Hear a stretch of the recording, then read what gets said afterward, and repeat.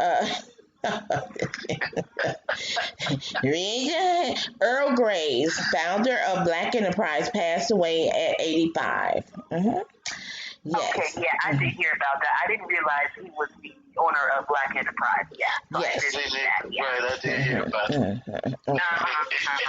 Yeah, it was in the memos I sent down. That's fine.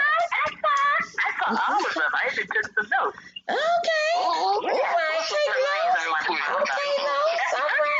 Come on now. that little kid in the classroom. Right. And then throw your hand up talking about something. Teacher, I didn't see that part. I only read the prefix. And the. I know the answer, teacher. Right. But don't you ask about anything in the middle. I just know what I studied at the front, at the first chapter, and the last chapter.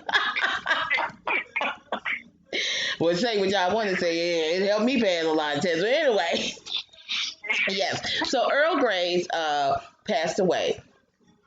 So thank you very much, sir, for I've been a real big fan of Black Enterprise since it came out, or since I've known of it, and that was at least for me a good 10 to 15 years. But what my initial point before I hit that is that I've noticed, I was wondering who was running who is the chief operator of the magazine, who's the chief editor, because of course Michelle, the chief editor, and may also know this too, Kevin, not to take it for granted, that they're the ones who pick the articles that are going to be in the magazine. And I want that job. I would love the job. So here's the thing, though. All of the articles seem to be about women. They're always. You thinking maybe the chief editor is a woman? Check it out, Michelle. You all do Check it out, Michelle. Prejudice stuff like that. That women power mess. We gonna focus on more women. Women power, man. Right, we're empowered. I'm like, y'all got that going on now for some reason. It's like now they even insisting on Biden pick a female for his vice president. Yeah, that's right. It's just a big movement all of a sudden about you women. Well, first of all, excuse me. I understand. Let me clear my throat. Let me clear my throat. First of all, it shouldn't be a big movement now. It should have always been an equal share. Okay. That's right. So it's like, why should we stay quiet? Right. We got to empower ourselves. Nobody else is going to do it. Right. Exactly. Exactly. We think we're better than you all. Right. We're not saying that, but we're just saying that we've got a voice too. We have a voice too. That's the same with blacks and whites in this country. Some whites look at it as, why black people gotta have this and gotta have their own that. And it's like, we're not trying to say that we're better than you are. We're just making sure that we get better than what we have, so we can be equal to what you have. Right. That's all. And after all, look at how far we've come. Right. Yeah, I'm about to say, you couldn't even put 5 or 7 women in the same room together without having an argument. That's a lie.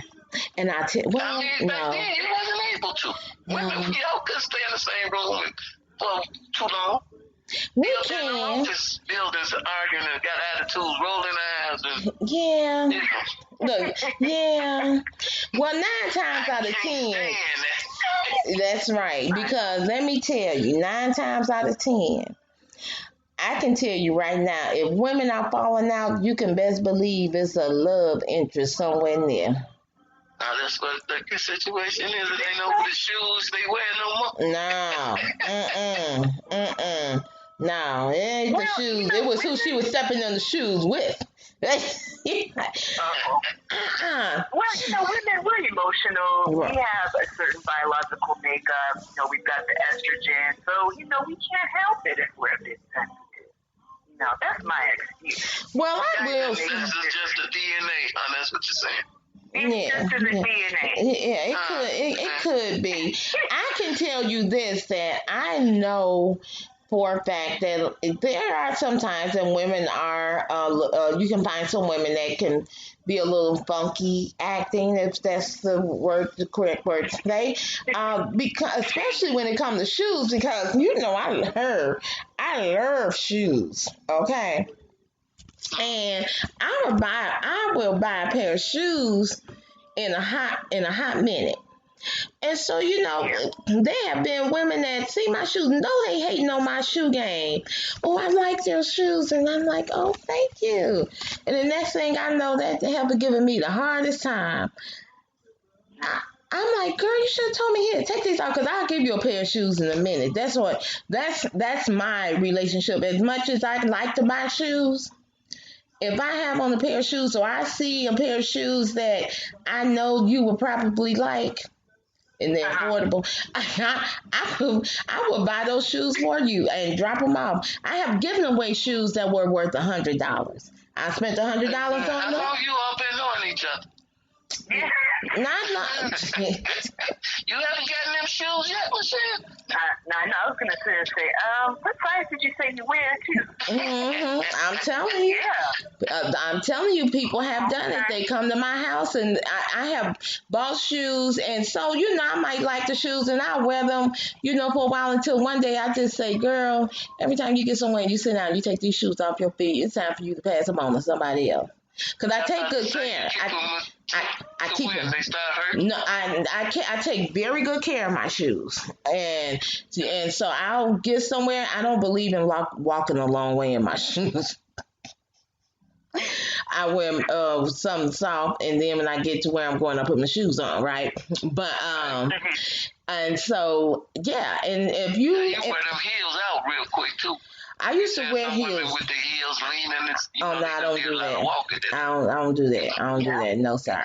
But if we're somewhere and you compliment some shoes I have on, and I know those shoes been kicking my behind, and I'm tired of trying to fake it, I will, the next day I see you have those shoes cleaned up, make sure they wiped off and all good, and bring them right to you. And people are like, you kidding me? I'm like, girl. Okay, I'll hold you to it. Michelle, you can't wear my shoes. You can't wear my shoes, Michelle. But that's just me. I like to give, and because I give like that, God blesses me to be able to get more. But I'm trying to be more sensible now. Girl, buy shoes, you don't have God to on that because you want to buy more shoes. Don't put God in that. I can put God in anything I want. If I want to bless somebody. Women can be in the hole, minus negative, and still be out there shopping and buying shoes. No, that would not be me. That would not. That's one thing I would. No, that's not me. I don't play that. No. Yeah, they said majority of the population, women has the worst credit than men. Really? Yes. Really? I can tell you probably why. Yeah, I know. I hear the little pitch in the voice. No. I can probably tell you why. I can tell you why. Well, this should be a factor, if not the only one. They're single mothers, and they have to make their money stretch. And it's very expensive out here to take care of a child on your own. Nevertheless, live alone off of what the economy is. And the economy has always been higher than people's paychecks. And if you, it's a article that I had to read for my class, and they talk about that, how the economy has always been more than what the American class people make. Mm-hmm. So that's most likely why women have bad, worse credit, because they're trying to do something that really should be taking two people to do. Yeah, that's true. That's definitely a good factor. Because, see, the thing is, I think in general, women are smarter than men are when it comes to money. Like, we're better at saving. So if our credit is worse, then it has to be for that kind I of knew thing. she hit a nerve right there. I knew she. I didn't even see that coming. I promise you right there. Woo! Okay. All I can say is I was here. I was here when it happened. It's true. We save better and we plan better. I think men just go to the store and they don't even have a budget. They don't even know what the definition of budget is. They just throw money on the table. Yeah, I'll take 10 of those. Go home and realize there's nothing in the account, and that's when the arguments begin with men and women. So we plan things and we organize things, but just as Dana said, a lot of women are out there doing it completely by themselves, so, have no choice but to stretch here and there. Mm. Yeah. Mm-hmm. Yeah. Mm-hmm. Sounds real good. And you was real sincere when you was saying this. Oh, yeah, Okay. real passionate about that one. Mm-hmm. Now in the left corner, here comes. Yeah, because I know for a fact some women, I've always been the more of the budgeted person in the relationship. Mhm. All the relationships I've been in, all the women I've come across wasn't never really good with saving or planning. Or I had one used to try to tell me to bring the check home to her and she'd do the bills. I wasn't that type of person. Never been that type of person. So I wasn't coming home with no check to give you. I'm gonna come home and pay my bills and make sure you pay your bill. Hello. That's what I do. Yeah. Okay. Well, I now, Michelle, although you brought up a very wonderful thing to say about women, I think I'm going to have to tend to disagree. And the reason why I say that is because, now let me say this just in case. Y'all we supposed to be saying just in case.